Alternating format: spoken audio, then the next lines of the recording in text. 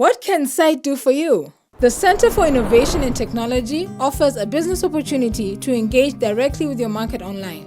We also offer media training workshops, live streaming, documentary production, and events management. For more information, visit our website and social media platforms.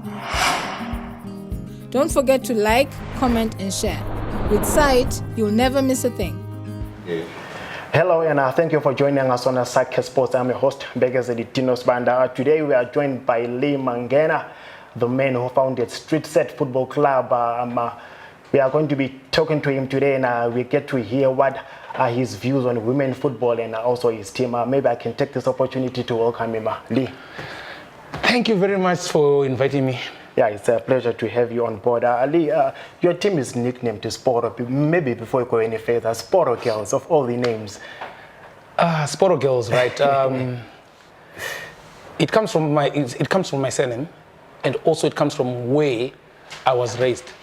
I was raised around railway settlements.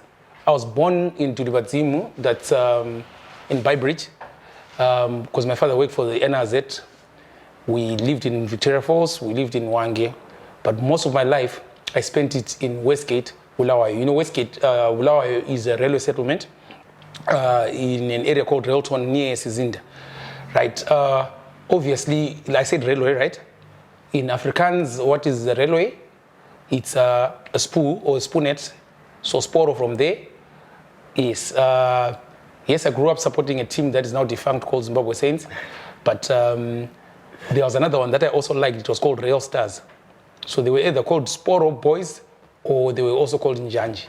So those are the teams that maybe that's where I would say the name Sporo came from. But it doesn't end there.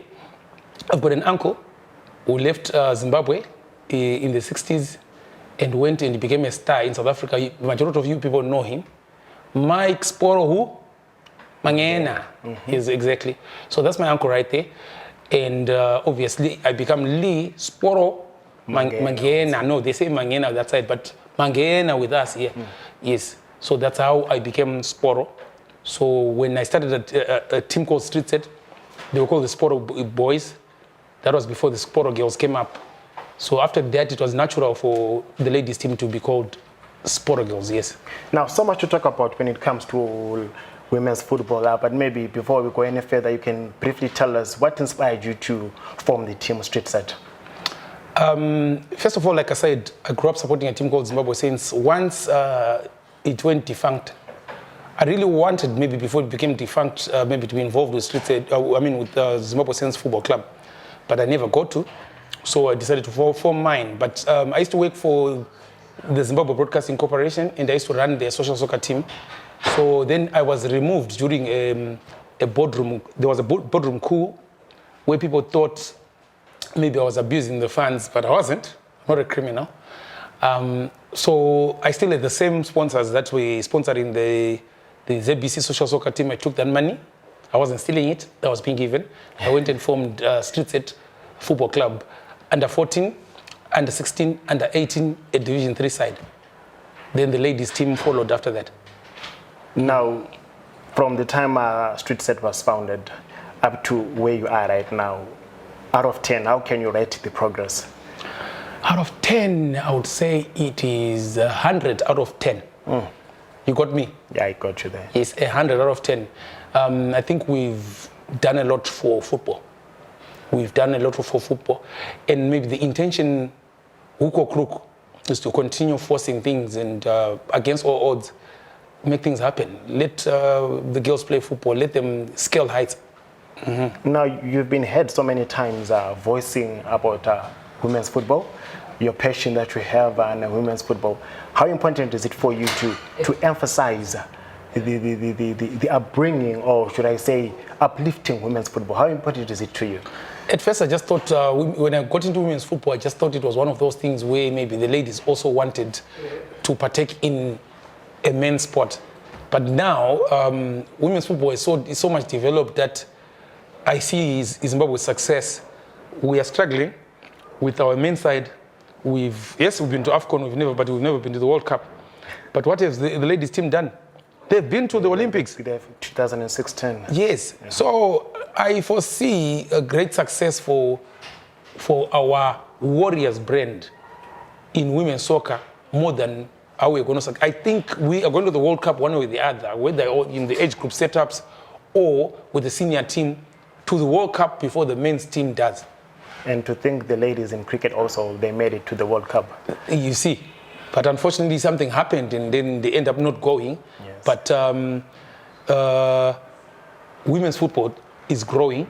In the old days where you would struggle, like, okay, going to streets at some point, several times in the history, players would run away from us because of maybe poor remuneration and some in the financial challenges that we're facing.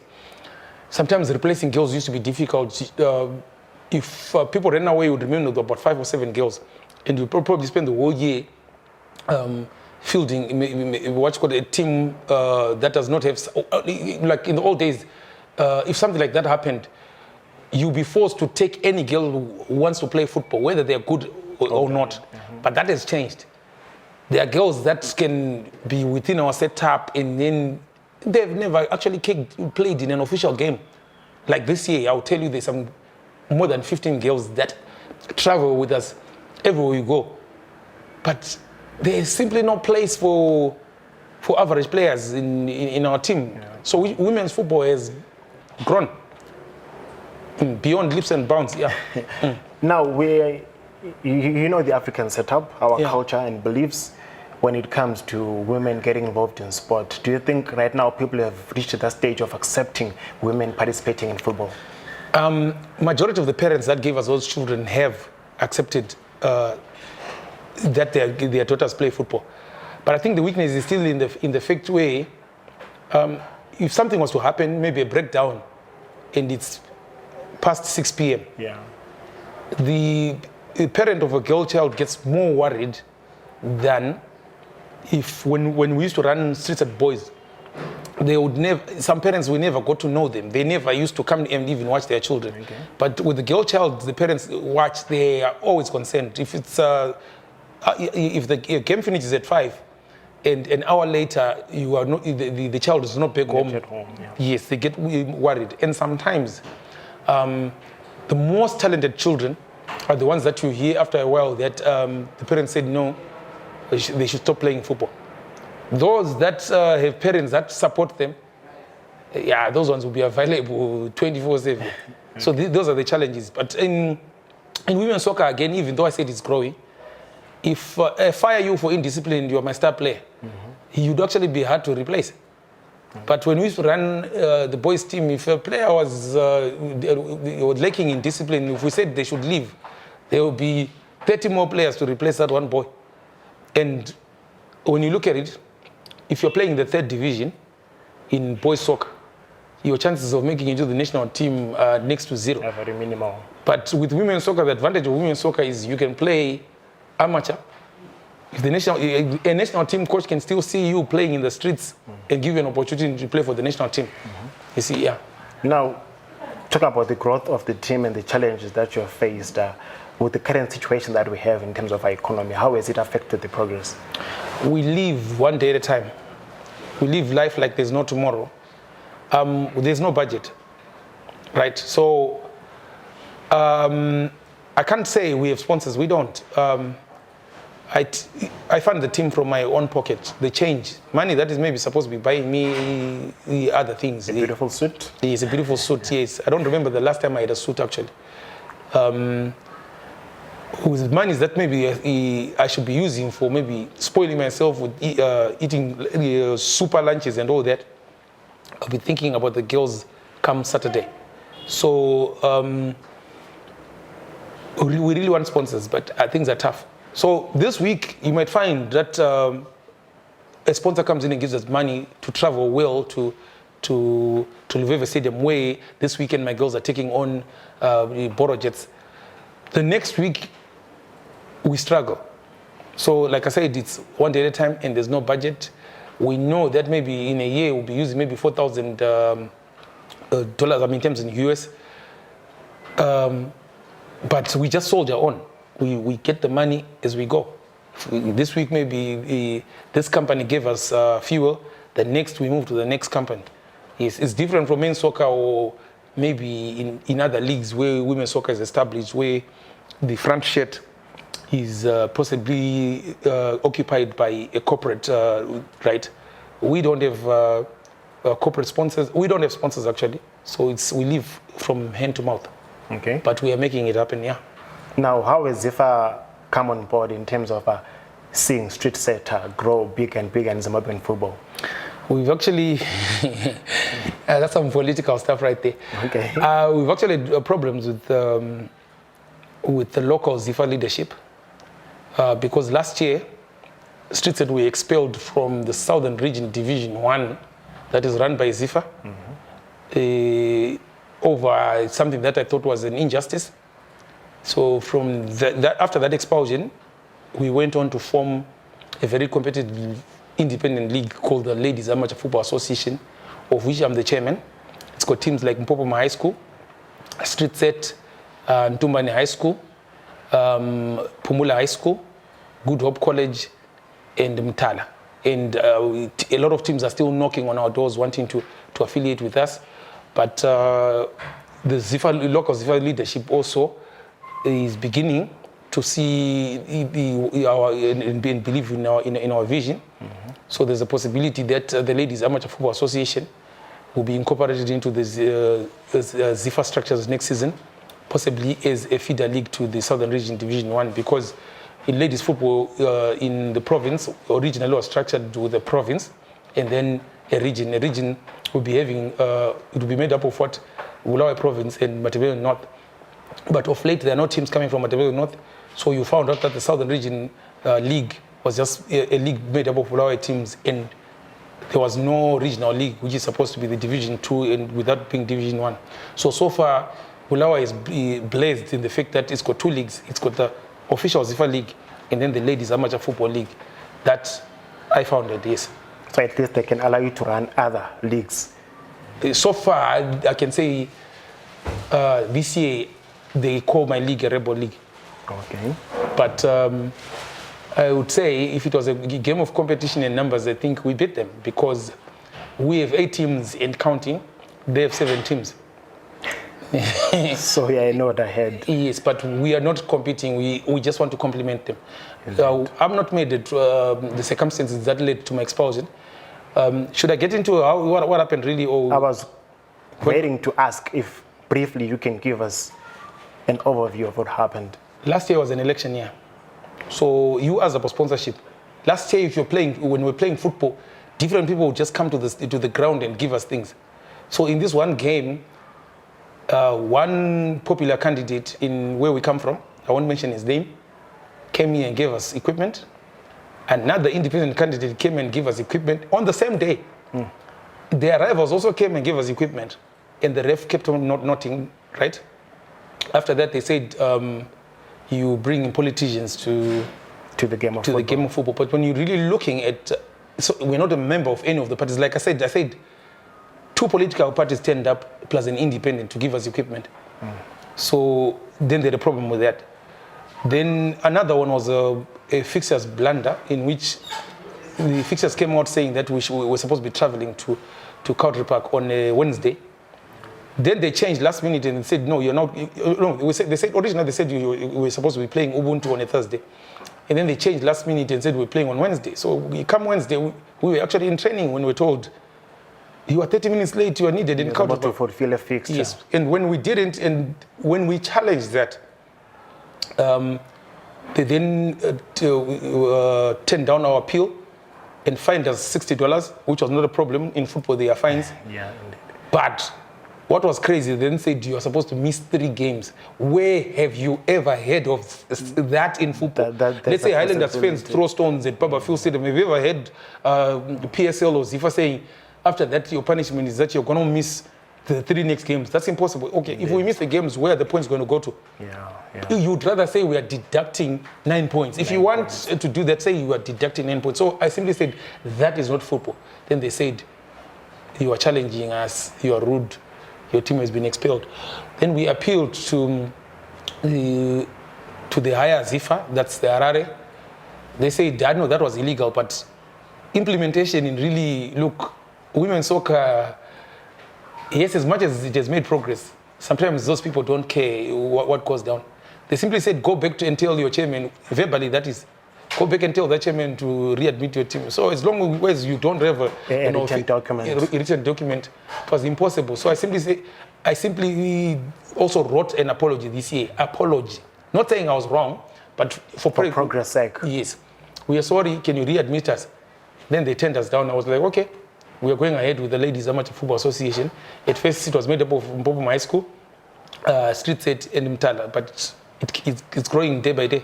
And now you have 8 teams in the league. 8 teams, and counting others are knocking on our door, yes. Now, coming to the players, the Street Set players, we grew up in an environment where some of them will be called tomboys and everything. Now, how have you prepared them mentally to withstand sexist abuse? We have also seen those in the recent event in the World Cup. I think, honestly, they are strong. I don't have to actually venture into that, because the so-called tomboys, they seem to be doing that on their own in terms of being able to face off. They've hardened to an extent that they don't see that as abuse at all. But it's a combination of two. There's obviously the tomboys and the ones that are not tomboys. So that's how it is. It's a mixture. Yes, there's accusations of lesbianism in women's football. As much as I've seen it, I wouldn't want really to comment, because I don't understand. I may never be. I'm not an expert on the subject of lesbianism and all that. But as far as I'm concerned, there's no talk of sex, of sexual orientation in the team, because we're there to play football. We've never had a problem in which maybe the community says you're promoting that and that and that. Yeah, we don't promote alcoholism. We don't give the subject of sex, whether hetero or homosexuality, it does not come up at Street Set, even though I've heard stories of such situations taking place at other teams. Mm-hmm. Yeah, we basically call our club a school, because another example, this one time, this child had a problem with the way we ran the team, and then they went to the parent. When the parent asked, we told them, do you ever question what the headmaster does at school? Yeah. Yes. So I told them, at our club, Street Set is the equivalent of the school. So whatever we do, maybe whatever we do as we are imparting life skills to children, if you do not like it, you withdraw your child. Okay. Yes. Now, but none of those parents, okay, because it wasn't one parent, it was like maybe 1, 2, 3, 4 parents. None of them withdrew their children. Then they realized that actually we were imparting positives to their children. Now, the term girl child, yes, is more like a key word whenever we are talking about the vulnerability of the girl child. Yeah. What impact do you think sport has, and how much is the community supposed to understand in relation to what you've just mentioned? The community needs to understand one thing. In the old days, if the girl child was not doing household duties and other aspects of life, they will end up with too much time on their hands. And an idle hand is the devil's playground. Yeah. Early pregnancies, teenage pregnancies, and all that alcohol abuse sometimes happens if your child has nothing to do and they're just at home. Because yes, Monday to Friday maybe they're at school, but Saturday they have nothing to do really. We come in by Street Set and other football clubs in women's soccer. They come in to cover that gap. The children come out there, they play football, they go home tired, and there's no mischief. They have no time for mischief after that. Yeah. And especially this year, many children have received scholarships via tournaments in which Street Set has been taking part in. So besides that, simply taking the child off the streets, parents, the burden of parents paying school fees is being lifted day by day because we attend tournaments in which children stand a chance to receive scholarships. And then on top of that, we take part in tournaments that have specialists in HIV and AIDS, specialists in family planning, teenage pregnancies, and all that.